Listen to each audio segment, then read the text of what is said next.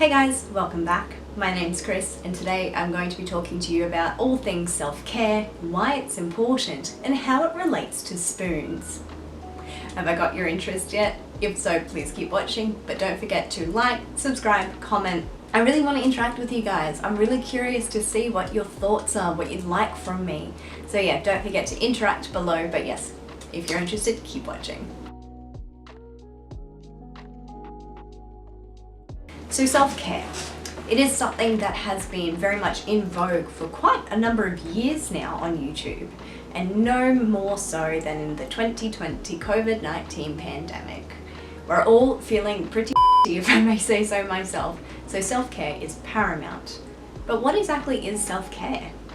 If you look at a couple of videos on YouTube, a lot of them seem to revolve around the physical side of things. So self-care may be having a nice long bath, washing your hair, painting your nails, doing your lashes, shaving, exfoliating, lighting a candle.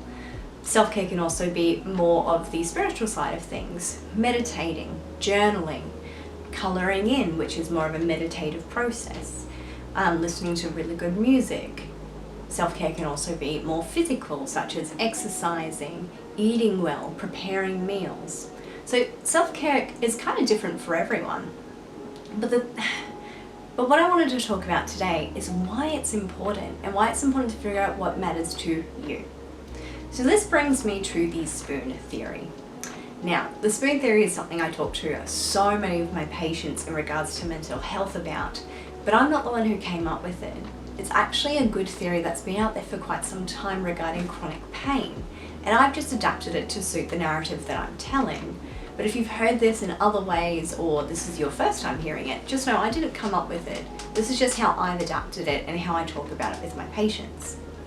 But the spoon theory that I discuss with my patients is every day you wake up with 10 spoons. Each spoon is essentially a really polite way of saying how many F's you have to give that day. So you've got 10 F's to give that day. Now, if you've got a mental health diagnosis, anxiety, depression, schizophrenia, bipolar, obsessive compulsive, dermatillomania, any of those, that may take up 1 or 2 spoons automatically every single day. So you're running at 80% capacity from the get-go. Let's say you've got kids. Your spoons are your energy, and kids probably take 1, if not 2, sometimes 3 if there's sporting events or carnivals or lots of schoolwork on, that sort of thing. So then you've got less spoons. So say now you've got 7 spoons. Getting out of bed sometimes can take a spoon for people. Making sure that you're eating nutritiously, exercising, especially if it's something that you don't find to be energizing or enjoyable. So now you're down to 4 spoons. Let's say then that you get a massive bill and that, financially puts a lot of strain on you. You're down to 3 spoons. Let's say you have a really tough day at work or something goes wrong. 2 spoons.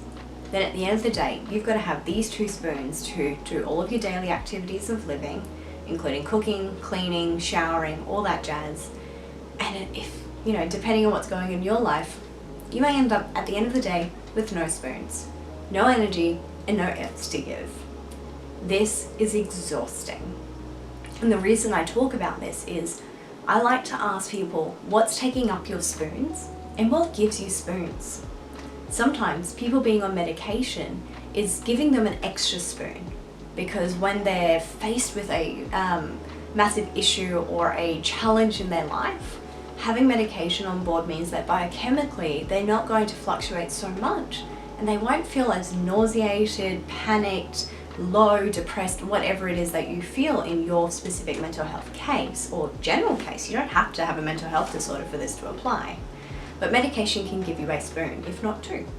Especially if medication helps you with your sleep, or with your energy levels. Then yeah, you are going to feel reinvigorated, whatever. You're going to feel better, so you are getting extra spoons. For those of us who are extroverted, perhaps gaining a spoon comes from talking to friends and family, having a coffee date with them, seeing them on Zoom, going to a movie, doing something sociable can give you a spoon. So self-care, if you're not making the link already, is finding your spoons in this theory. So what makes you gain spoons? If you're an introvert, perhaps reading a good book is what reinvigorates you and gives you a spoon back. So a lot of my patients who are mothers or fathers often talk about the guilt associated with not having the energy to do extra things around the house, like folding the laundry.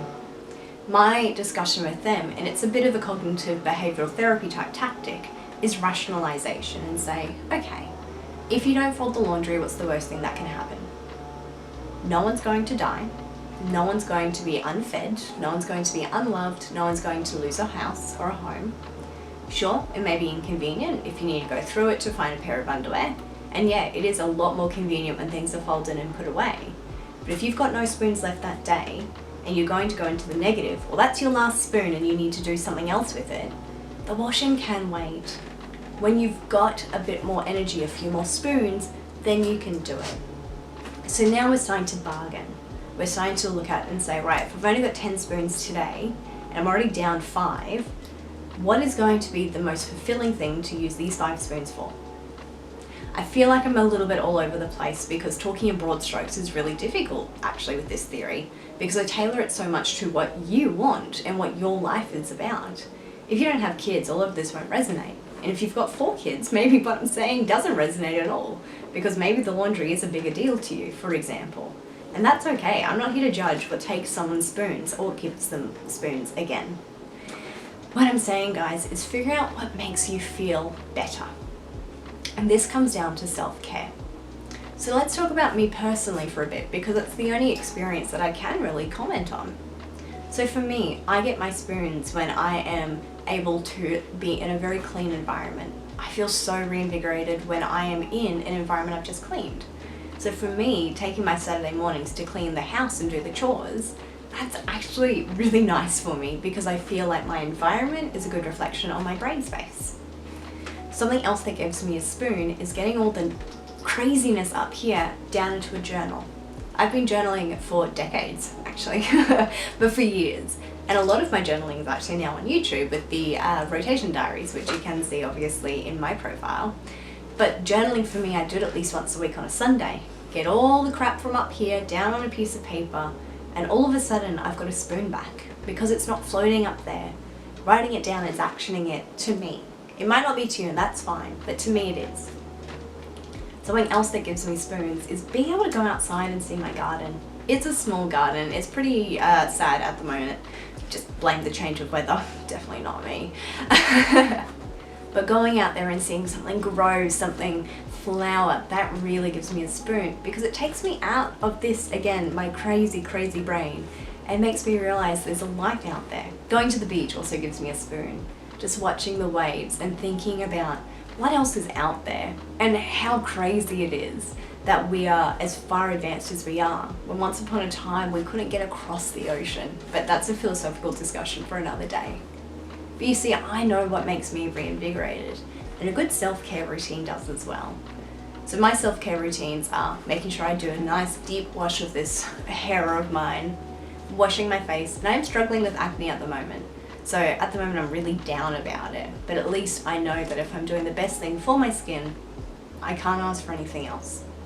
Having a bath with Epsom salts in it is really relaxing for your muscles, and it's something that I really like, placebo or not. I also really like massages, so I have a massage chair. Sitting in that, best self-care I can do. So yeah, my self-care is a little bit of the physical, a little bit of the mental, and a little bit of the superficial. Doing my hair and makeup like this is an act of self-care. So find what it is for you. To summarize, guys, self-care is super important to make you feel like you can keep going. You cannot fill someone else's cup when your cup is empty. You cannot support someone when your own supports are crumbling. You are the most important person in your life. It's not selfish to think that. It's self-persevering and self-preservating. So take care of yourselves, guys. Find what gives you spoons. Ask yourself every day, how many spoons do I have? And what's taken them away? And can I regain spoons somehow? If that didn't make any sense to you, I'm so sorry. It doesn't work for everyone. But that's basically my talk on the spoon theory, and why self-care is super important. If you found it interesting, do let me know. If you've heard a variation, please let me know. And until next time, guys, stay safe, stay healthy, find your spoons, and I'll see you later.